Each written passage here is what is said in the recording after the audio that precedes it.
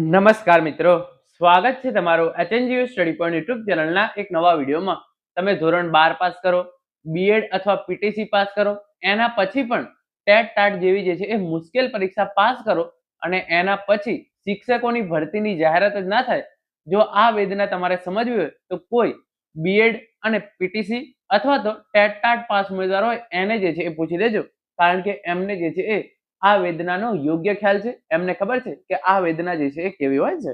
ગુજરાતની અંદર હજારો લાયક ઉમેદવારો હોવા છતાં હજુ સુધી ટેટ 1 પરીક્ષાની જે છે એ 2 મહિના પૂરા થવા છતાં ભરતીની જાહેરાત કરવામાં આવી નથી. અને જો 31 માર્ચ પહેલા ભરતીની જાહેરાત નહીં કરવામાં આવે તો 13,500 જેટલા ઉમેદવારો જે છે એ 38 વર્ષ પૂરા થઈ જવાના કારણે આ ભરતીની અંદર ભાગ જ નહીં લઈ શકે. એની સંપૂર્ણ ચર્ચા આપણે આજના આ વિડીયોની અંદર કરવાના છીએ. તો હવે શરૂ કરીએ આજનો આ વિડીયો. ગુજરાતમાં કાયમી શિક્ષકોની 13,154 જગ્યાઓ ધોરણ 1 થી 5 ની અંદર ખાલી પડી છે.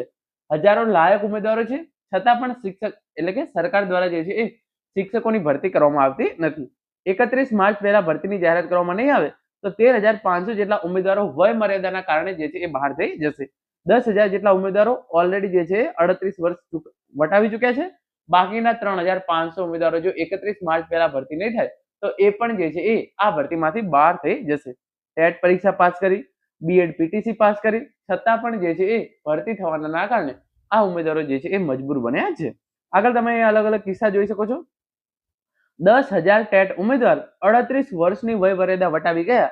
હવે કોઈ હેલ્પર તો કોઈ એસિડ વેચવા માટે જે છે એ મજબૂર બન્યો જ છે. રાજ્યમાં 13,154 શિક્ષકોની જગ્યાઓ ખાલી છે, પરંતુ ભરતીમાં વિલંબથી હવે ડિગ્રી માત્ર એક કાગળનો ટુકડો જે છે એ બનીને રહી ગયો છે. તમે અહીંયા એક કિસ્સો જોઈ શકો છો. સાયન્સ સાથે પીટીસી અને ટેટ પાસ હોવા છતાં કંપનીમાં હેલ્પર તરીકે જે છે એ કામ કરવું પડી રહ્યું છે, કારણ કે એમની જે છે એ 38 વય જે છે એ મર્યાદા વીતી ગઈ છે, છતાં પણ જે છે એ ભરતી આવી નથી. કિસ્સો 2 તમે અહીંયા જોઈ શકો છો. ગલીએ ગલીએ એસિડ વેચીને ફી ભરી હતી, હવે સપના એસિડમાં જે છે એ ઓગળી ગયા છે, કારણ કે ઉંમર જે છે એ 39 વર્ષ થઈ ગઈ છે. ત્રીજો કિસ્સો તમે અહીંયા જોઈ શકો છો. 31મી માર્ચ જે છે એ બ્લેક ડે સમાન છે.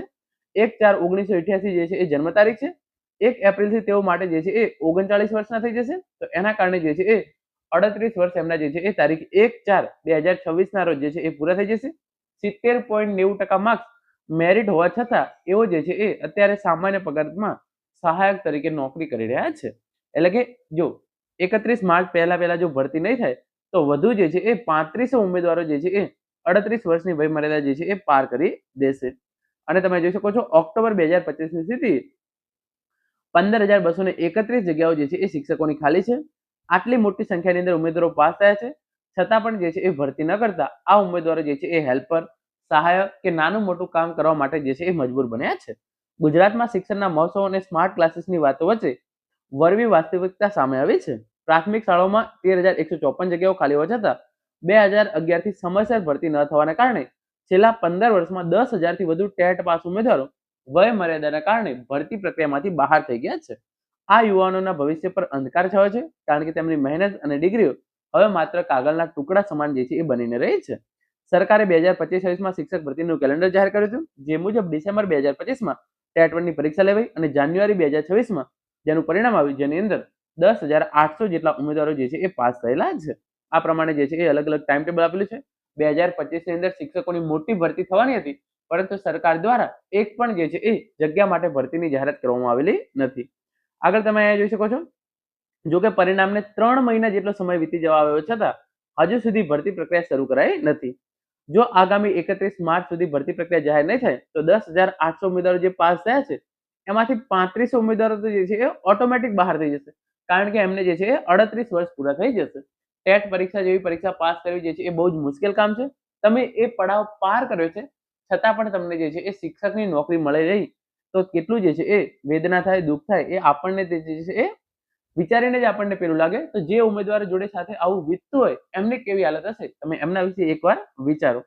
તાત્કાલિક ભરતી કરો અથવા તો 5 વર્ષની જે છે એ છૂટછાટ આપવામાં આવે એવી ઉમેદવારો દ્વારા જે છે એ માંગણી કરવામાં આવી રહી છે. જો 31 માર્ચ સુધીમાં જે છે એ ભરતી ના કરવામાં આવે તો ઉમેદવારોને જે છે એ વય મર્યાદામાં 5 વર્ષની છૂટછાટ આપવામાં આવે એવી ઉમેદવારો દ્વારા જે છે એ માંગણી કરવામાં રહી છે. અને આ માંગણી જે છે એ એકદમ યોગ્ય છે.